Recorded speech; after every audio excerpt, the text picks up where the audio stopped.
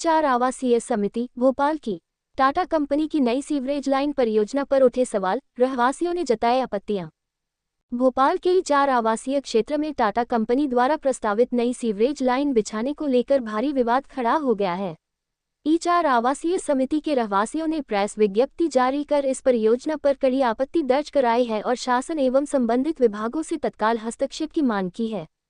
समिति ने बताया कि करीब 300 करोड़ रुपए की लागत से सीवरेज नेटवर्क विस्तार योजना चलाई जा रही है।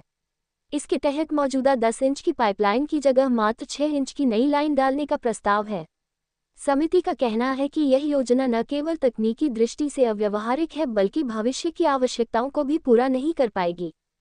रहवासियों की प्रमुख आपत्तियां: 1. पाइपलाइन का आकार छोटा, वर्तमान में 10 इंच की पाइपलाइन है, जबकि नई लाइन मात्र 6 इंच की होगी, जिससे सीवेज ओवरफ्लो और अव्यवस्था बढ़ेगी।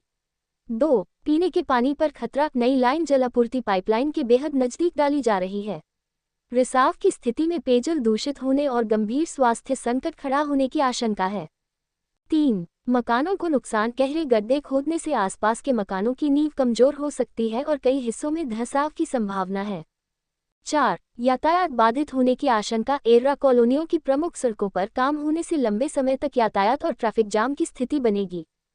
5. भ्रष्टाचार की आशंका, समिति ने इसे तकनीकी दृष्टि से गलत और केवल ठेकेदारों के फायदे के लिए लिया गया निर्णय बताया। समिति की मान गई E4 आवासीय समिति ने स्पष्ट कहा है कि यदि शासन और विभाग इस पर ध्यान नहीं देते हैं तो रहवासी बड़े पैमाने पर आंदोलन करेंगे। उन्होंने मीडिया से भी अपील की है कि इस विषय को गंभीरता से उठाकर शासन तक पहुंचाया जाए। कुल मिलाकर टाटा कंपनी की सीवरेज लाइन योजना को लेकर भोपाल के E4 क्षेत्र में असंतोष गहराता जा रहा है। रहवासियों का कहना है कि यह योजना उनकी समस्याओं को हल करने के बजाय और बढ़ा देगी।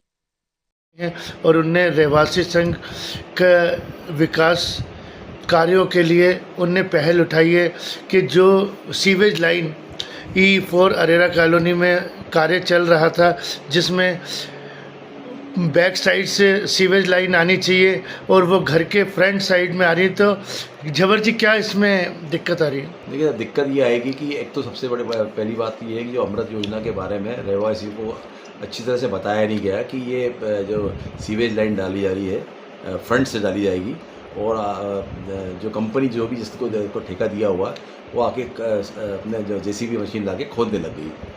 कुछ जगह तो E4 के अंदर ये खुद भी गया था। जैसे ही रहवासी को उसकी जानकारी लगी कि इस तरह का जो काम हो रहा है कि फ्रंट से सीवेज लाइन जा रही है, जो कि ऑलरेडी सबके घरों में पीछे से गई हुई है लाइन जो है, अपने सीवेज लाइन जो है, इसको उनके द्वारा जो है आगे से लाया जा रहा है। इसमें नुकसान ये है कि यदि आगे से सीवेज लाइन लाते हैं तो चूँकि पास में ही जो है नर्मदा पानी की लाइन भी है और सबका पानी जो है पीने का पानी जो होता है वो नर्मदा लाइन से फ्रंट से ही आता है और सीवेज लाइन बैक साइड होती है।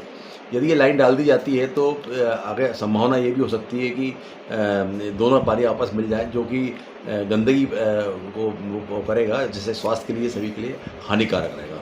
सर, आपके साथ इस कॉलोनी में E4 में कितने बंगले हैं जो प्रभावित हो रहे हैं इन चीज़ों से? इसमें E4 ये पूरा अर्रे कॉलोनी एरिया में E1 से लेके E5 तक सभी दूर ये सर, आपने अभी इसकी कहाँ कंप्लेंट की? हमारे द्वारा इसमें जो है एक बैठक बुलाई गई थी जिसमें कि हमने चीफ इंजीनियर को कॉल किया था और जो कंपनी को जिसको ठेका दिया है तो उनको भी कॉल किया था। उनको कहा गया कि भाई ये जो आप काम कर रहे हैं ये उचित नहीं है और ये इसको तुरंत बंद किया जाए। साथ में पार्षद जो पूर्व पार्षद थे मोनू गोयल जी, वो भी हमारे साथ थे। पूर्व विधायक धुरनारायण सिंह भी हमारे साथ थे।